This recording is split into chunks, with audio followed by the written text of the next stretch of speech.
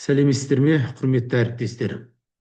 Сіздермен бүгін міне пікір бөлісуге кездескенім үшін қуаныштымын. Ә, Менің аты жөнім Әбілқайыр Өміржан, Абай ауданы Есенгелді жалпы білім беретін мектебінің қазақ тілі мен әдебиеті пәнінің мұғалімімін. Би- Биылғы жылғы аттестациядағы өзгешеліктерді енді өздеріңіз білесіздер. Осында міндетті түрде мұғалімдерде болу керек құжаттың бірі авторлық бағдарлама. Авторлық бағдарламаны біз жазып қана қоймаймыз. Оның енді қаншама жұмыстары бар. Соның келесі ең соңғы кезеңі деп айтуға болады. Бекітілген оқу әдістемелік орталығымен ұсынылған арнайы бұйрығы шыққан авторлық бағдарламаны 3 ауданға тарату зерттеуші ұстаздарға жүктелген. Осы мақсатта біз сіздерменен өзіміздің дайындаған авторлық бағдарламамызды бөлісуге қазір зумға шығып отырмын. Менің бағдарламамның тақырыбы 7-ші сыныптың оқушыларына арналған дарынды оқушылармен жұмыс және ақындыққа баулудың тиімді жолдары деп аталады. Бұл бағдарлама. Енді осы бағдарламаның негізінде менің қорғап қазір сіздермен бөліскелі отырғаным әдістемелік құрал. Бұл әдістемелік құралы қазірде мектеп жүйесінде өте өзекті деп ойлаймын, қажет деп ойлаймын. Қазіргі заманғы білім беру жүйесі оқушылардың тек білім алып қана қоймай, өз қабілетін еркін таныта алуына, шығармашылық әлеуетін дамытуына бағытталған. Әсіресе дарынды балалармен жұмыс жүргізу педагогика саласындағы ең өзекті әрі күрделі бағыттардың бірі. Олармен жұмыс барысында тек интеллектуалдық қабілеттерді ғана емес, сонымен қатар көркемдік, эстетикалық талғамды, шығармашылық ойлау жүйесін дамытуда маңызды болып отыр. Соның ішінде поэзияға бейім, сөз өнеріне жақын балаларды ерте танып, бағыт бағдар беру ақындыққа баулудың алғашқы шарты.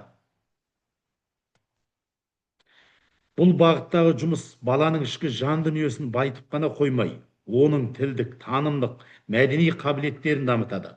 Жас ұрпақтың бойындағы осындай дарын мен қабілетті шыңдау ұстаз шеберлігі мен әдістемелік ізденістің нәтижесі. Ұсынылып отырған дарынды оқушылармен жұмыс және ақындыққа баулудың тиімді жолдары атты әдістемелік құрал педагогтерге осы саладағы бағыт бағдар беретін, тәжірибеде қолдануға болатын нақты әдіс тәсілдерді ұсынатын практикалық жинақ. Құралда ақындыққа баулудың кезеңдері, тапсырмалар жүйесі, шығармашылық жұмыс түрлері мен оқушы жұмыстарының мысалдары берілген. Бұл материалдар мұғалімдердің кәсіби біліктілігін жетілдіруге, оқу үдерісін жандандыруға және оқушылардың қызығушылығын арттыруға сеп болады. Озық педагогикалық тәжірибені таратудағы негізгі мақсат дарынды оқушылармен жұмыс жүргізуде, олардың шығармашылық қабілеттерін дамыту мен ақындыққа баулудың тиімді әдіс тәсілдерін басқа мұғалімдерге үлгі ету арқылы білім беру сапасын арттыру. Міндеттері. Бірінші міндеті дарынды оқушылармен жұмыста қолданылатын тиімді технологияларды, әдістемелік тәсілдерді тәжірибеге енгізу. Шығармашылық қабілеті жоғары оқушыларды анықтау, дамыту және қолдаудың жүйелі жолдарын көрсету. Оқушылардың поэтикалық тілін, көркемдік ойлауын дамытуға бағытталған жұмыс түрлерін тарату. Әріптестер арасында тәжірибе алмасу арқылы кәсіби шеберлікті жетілдіру және білім сапасын көтеру. Жаңашыл, креативті педагогтың тәжірибесін жүйелендіріп, оқу үрдісіне тиімді ықпал ету. Зерттеу және тәжірибелік негіз.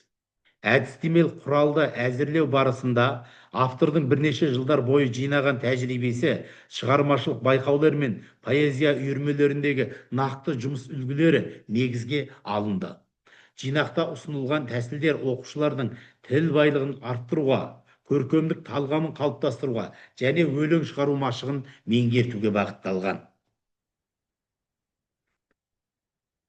нәтиже: педагогтерге нақты мысалдар, практикалық тапсырмалар мен әдістемелік нұсқаулар арқылы бағыт бағдар беріп, оқу тәрбие үдерісін сапалы ұйымдастыруға мүмкіндік беретін жолдармен бөлісе отырып, дарынды оқушылармен жұмыс және ақындыққа баулудың тиімді жолдары әдістемелік құралын тәжірибелеріне қолдануға ықпал жасау. Әдістемелік құралды әзірлеу барысында автордың бірнеше жылдар бойғы тәжірибесі, шығармашылық байқаулар мен поэзия үйірмелеріндегі нақты жұмыс үлгілері негізге алынған. Жинақта ұсынылған тәсілдер оқушылардың тіл байлығын арттыруға, көркемдік талғамын қалыптастыруға және өлең шығару машығын меңгертуге бағытталған. Бұл құралды оқу бағдарламасына енгізу тек ақындыққа бейімі бар оқушылар үшін ғана емес, барлық бала үшін сөз өнерін түсінуге, әдебиетке деген сүйіспеншілікті оятуға ықпал етеді. Сонымен қатар жаңашыл, шығармашыл педагогтардың тәжірибесін әріптестер арасында кеңінен таратып, озық тәжірибені ортақ игілікке айналдыру басты мақсатымыздың бірі. Әдістемелік құрал 5 бөлімнен тұрады. Онда теориялық және практикалық материалдар қамтылған. Әдістемелік құрал мұғалімдерге, мектеп әкімшілігі, әдістерлерге арналынған. Негізгі аудиториясы қазақ тілі мен әдебиеті пәнінің мұғалімдері. Енді әдістемелік құралдың бөлімдеріне қысқаша жеке-жеке тоқтала кетсек.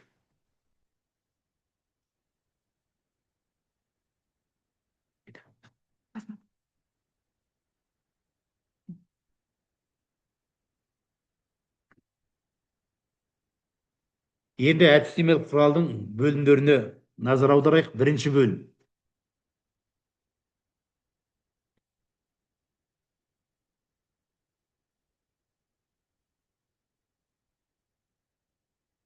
Ұйқас түрлері деп аталады. Бірінші бөлім. Онда қазақ өлеңдеріндегі ұйқастың 6 түрі осында аталып көрсетілген. Қар өлең ұйқасы, шұбыртпалы ұйқас, ерікті ұйқас, шалыс ұйқас, егіз ұйқас, аралас ұйқас. Осы ең негізгі басты 6 ұйқас туралы оқушыларға жан-жақты теориялық білім беріліп, оны тәжірибеде қолдануға бағытталынған жұмыстар қамтылған. Екінші бөлім. Бұл бағдарламаның ең жанды жері деп айтуға болады. Өзекті жері, жанды жері деп айтуға болады. Себебі бұнда тілдің көркемдегіш тәсілдері қамтылған. Қазірде біз әдебиет сабағында бар, осы бір мақсат бар. Көбі 261 мақсат болу керек. Барлық сыныпта бар. 5 сыныпта да бар, 6, 7, 8, 9, 10, 11-де де бар. Тілдік тұрғыдан талғау мақсаты. Осы мақсат осы бөлімді жүзеге асады негізі. Онда әдебиеттің көркемдегіш құралында теңеу, эпитет, оларға 1 сағат арналған. Ассонанс, аллитерация. Онда да оларға бұл теориялық білімге де, ұғымға да 1 сағат арналған. Метафора, метонимия, кейіптеу, синекдоха, аллегория, ирония, гипербола, литота, сосан қайталаудың түрлері. Жай қайталау, еспе қайталау, анафора, эпифора, риторикалық сұрақ, антитеза, градация деп аталатын әдеби теориялық білім туралы ақпараттар жан-жақта берілген. Және де ол тек қана теориялық білімдер ғана беріп қойылмайды. Теориялық білімді жүзеге асыру, басқа ақындардың, басқа жазушылардың осы теориялық ұғымдарды қалай пайдаланған туралы талдау жұмыстарының барлығы авторлық бағдарламада қамтылған. Сосан кейін осыларды практикадан өткізе келе, оқушының білімін бекіту мақсатында жеке тапсырмалары беріледі. Үшінші бөлім. Поэзия жанры.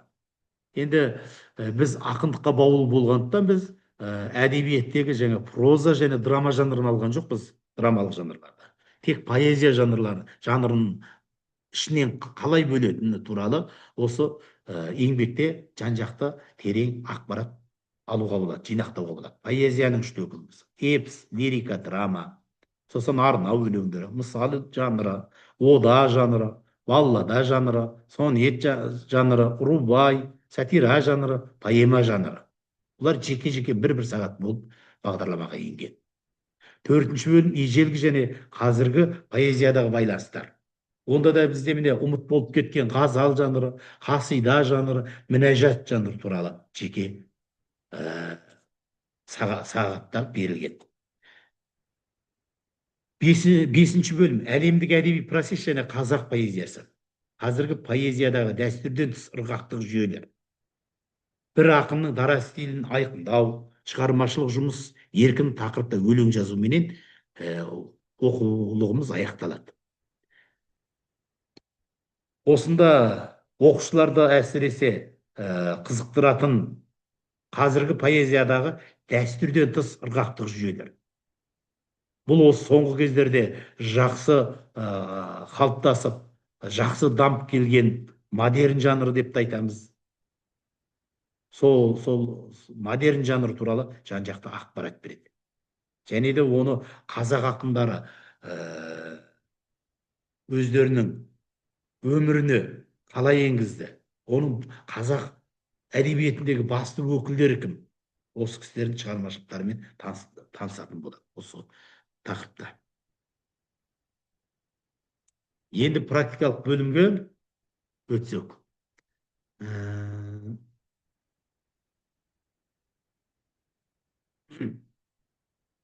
Сөздік қорды дамытуға арналған жаттығулар. Мысалы, енді сөздік қорды әркім әртүрлі жолдармен дамытады. Мысалы, мен оқушылардың сөздік қорын дамыту үшін жаңылтпаштарды пайдаланамын. Билердің, шешендердің сөздерін алып келіп, осындағы адамның ойына келмес бір әдемі үйлесімдерді анықтатамын. Олардың тұспалдап айтқан, ишаралап айтқан, немесе жасырып айтқан, ауыспалы мәнде айтқан сөздерін, ауыспалы мән беріп тұрған сөздерді тапқыздыртамын. Жұмбақтарды пайдаланамын, жаңылтпаштарды пайдаланамын. Қанатты сөздер, афоризмдерді мақал мәтелдерден айыртуға бағытталған жұмыстарды қолға аламын. Сосын тұрақты тіркестермен де көп жұмыс істеуге болады. Сөздік қорды дамытуда қазірде тұрақты тіркестер деген теориялық ақпараттың беретін маңызы зор. Тұрақты тіркестерде қазір өте пайдалануы азайып бара жатқан, қолданыста қолданылуы шектеліп бара жатқан бір біздің байлығымыз, осыны көп пайдалануды қатырсақ. Сосын қиялды дамыту ойындары. Мысалы, 5 сөзден әңгіме құрастырып, қиял әлемі еркін қиялдауға бағытталған жұмыстар беру. Немесе белгілі бір мақалды құрайтын сөздердің орнын ауыстырып тастау, соны орнына қою. Немесе белгілі бір ақынның 4 жол өлеңдерінің орындарын ауыстырып, орнына келтіру сияқты жаттығуларда оқушының тілдік қорын байытуға өте көп көмек тиеді. Эмоцияны бейнелеу тапсырмалары. Бір сөзбен, бір жолмен көңіл күйді сипаттау.